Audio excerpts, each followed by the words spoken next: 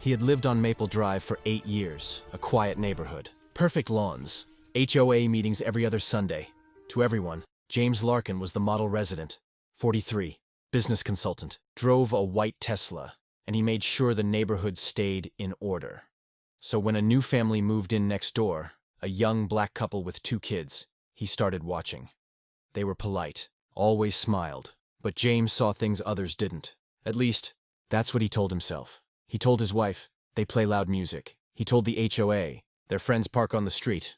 He even told the mailman, keep an eye out. You never know. Then came the night he crossed the line. It was a warm Friday evening. The neighbors were having a small cookout. Laughter, music, kids running around. Nothing out of place, except James couldn't stand it. At 7:42 p.m., he called the police. Noise complaint, he said. He added something else quietly. They look suspicious. By 8:00, 2 patrol cars rolled down Maple Drive. Neighbors peeked through curtains. The officers walked straight into the yard, hands already resting on holsters. The father, Marcus Reed, stood up calmly. Evening, officers. Is there a problem? They said there'd been a complaint. James watched from behind his blinds, smiling. This'll teach them, he whispered. But what happened next? Wiped that smile clean. One of the officers looked closer at Marcus, then straightened up and said, Wait a second. Sir, you look familiar. Marcus nodded. You should. I trained you. Silence. The younger officer blinked.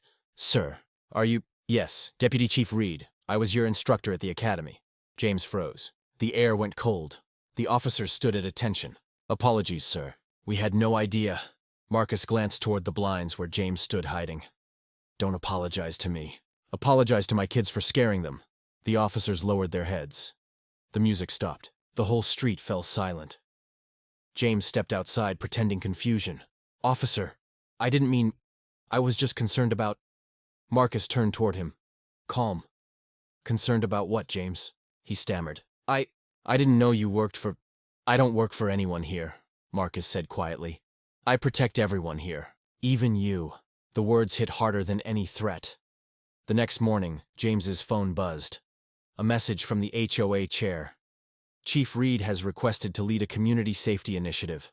You're encouraged to attend. That Sunday, James sat in the front row. Marcus spoke. Not about law, not about race, but about assumptions.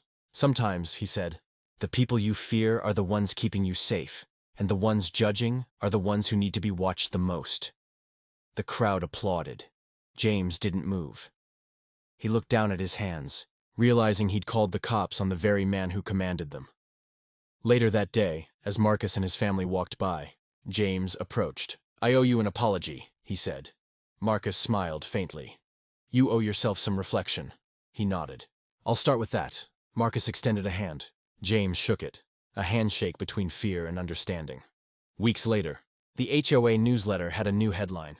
Maple Drive welcomes community policing workshop, led by Deputy Chief Reed. And at the bottom, a quote Marcus requested to include, respect isn't about status. It's about humanity, the story of one call, one mistake, and one truth learned too late. Never assume who your neighbor is, because the moment you judge someone, you might be standing before the person protecting your peace. Follow Mr. Miezah Stories